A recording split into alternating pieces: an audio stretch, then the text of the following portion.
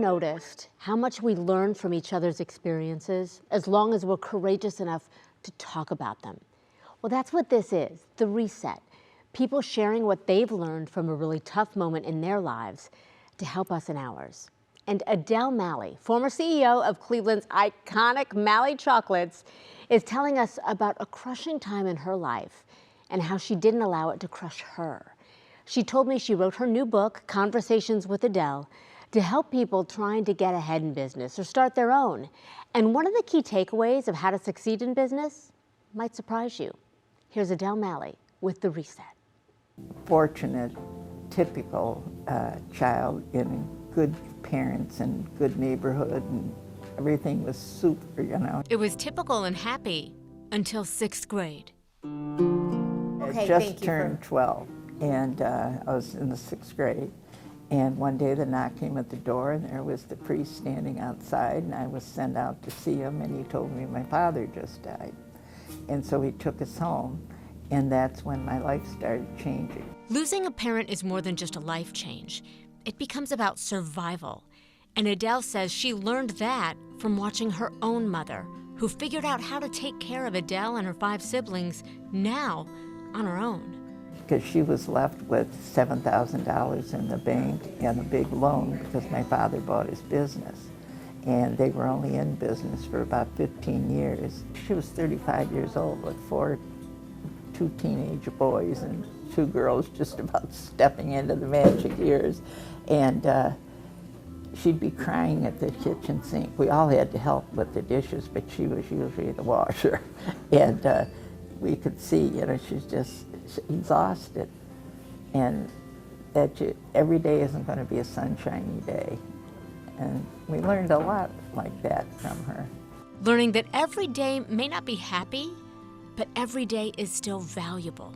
She'd come home every night and tell us what went on that day at the store. And we were in the meat business.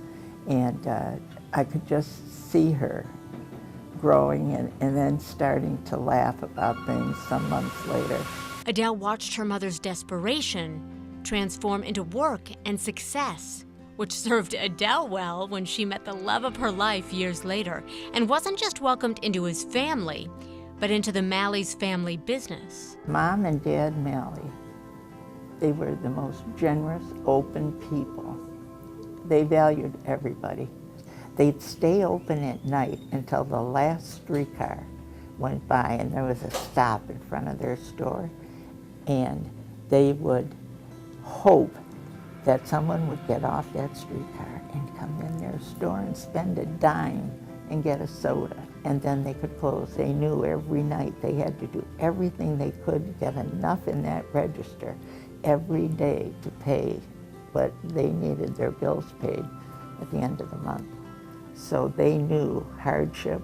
They built the first all-aluminum store in the United States right after the war, when products became available to the citizens. That's what he did, and that's the store at Madison Avenue in Lakewood. And it was all aluminum ceiling, all aluminum walls.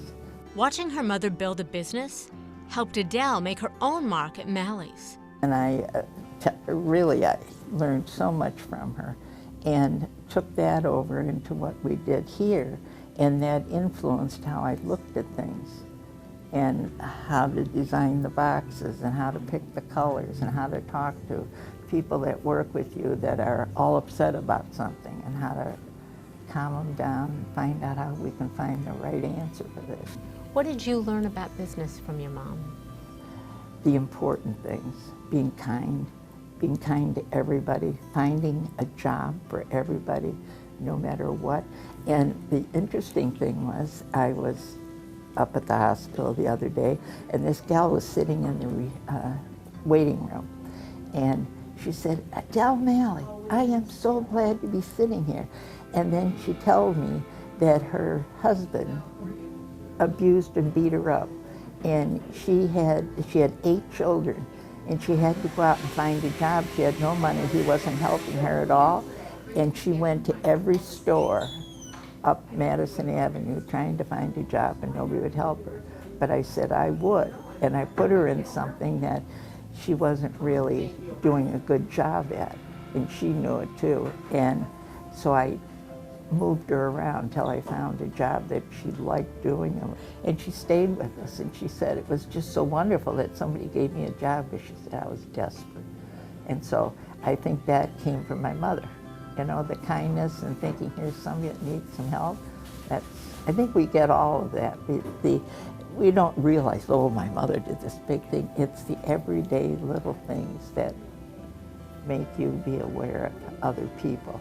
Just put yourself in the other person's shoes all the time. My mother used to take people that were living on the streets, and they're not living there because they want to, but they don't want to live the way we're living either. They have a problem. And so she would hire them to come in and sweep that long hall down to the provision, and she'd give them money and they could go next door and get a hot dinner. So I applaud her. And I'm glad I told her before she died. She knew it for years before, but when she did die, I didn't have to run in and tell her something, you know.